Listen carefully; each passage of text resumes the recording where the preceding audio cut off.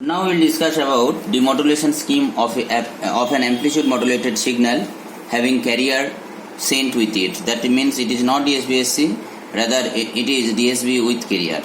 That is normal amplitude modulated signal.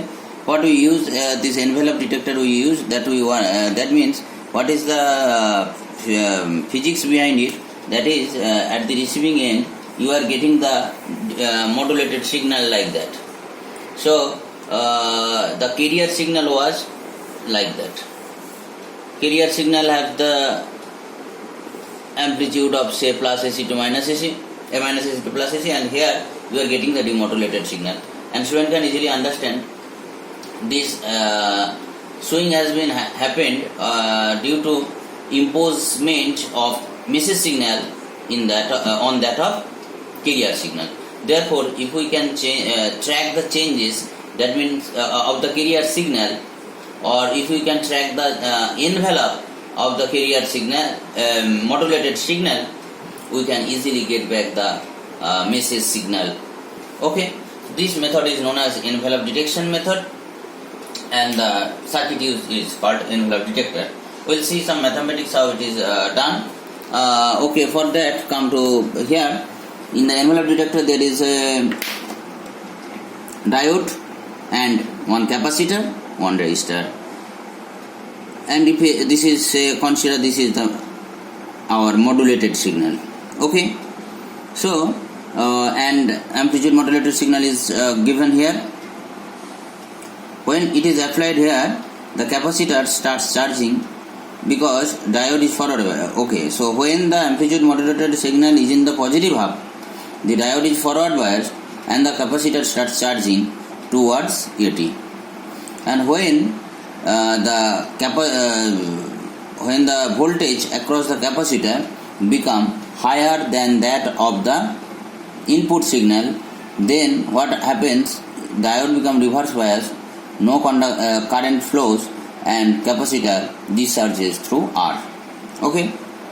Now this is the basic concept, and you can see the capacitor is charging in that way following the modulated signal, and when the capacitor voltage becoming higher than that of modulated signal, then it is discharging through R. And you can see that the charging speed is very high to follow the signal, but discharging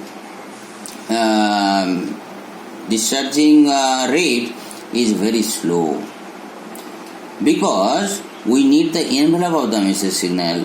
Therefore, it should follow the signal in this half also, or we need only the any one half. We can take only the positive half. Therefore, it should not be allowed to discharge rapidly and go and again follow the modulated signal. Therefore, here charging time is very low, but discharging time is large enough. Therefore, it allows the detection of the envelope. Here are some mathematics. What should be the value of this RC combination so that the capacitor can follow the modulated signal and we can get the message signal back. Now see the mathematics. When the capacitor is discharging, we can write the expression as voltage across the capacitor is equal to E into e to the power minus t by RC.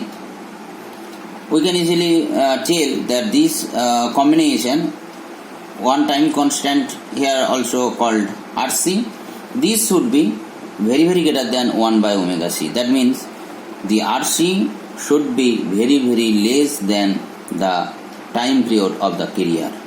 This is one.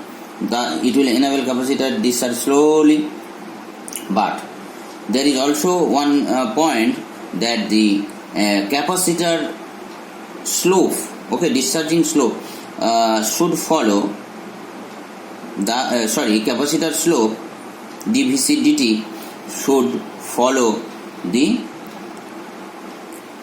modulated signal. That means dVc by dt should be greater than dE by dt, where E is nothing but the amplitude modulated signal. That means dVc by dt here, by using some Taylor series expansion or approximation, we are getting dVc by dt minus E by RC, Okay, very simple. Taylor series expression 1 minus T by RC and so on, higher order, and if we ignore the higher orders, the Taylor approximation is E into 1 minus T by RC. So dVc by dt minus E by RC.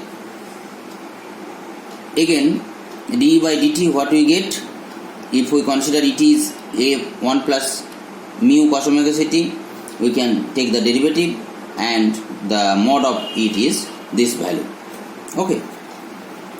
Therefore, what we get, that RC should be less than equals to 1 plus mu cos omega mt divided by m omega m into sin omega t. The right hand side will be minimum when the first derivative will be 0. That means if you take the first order derivative, you will see that cos of omega mt should be minus mu.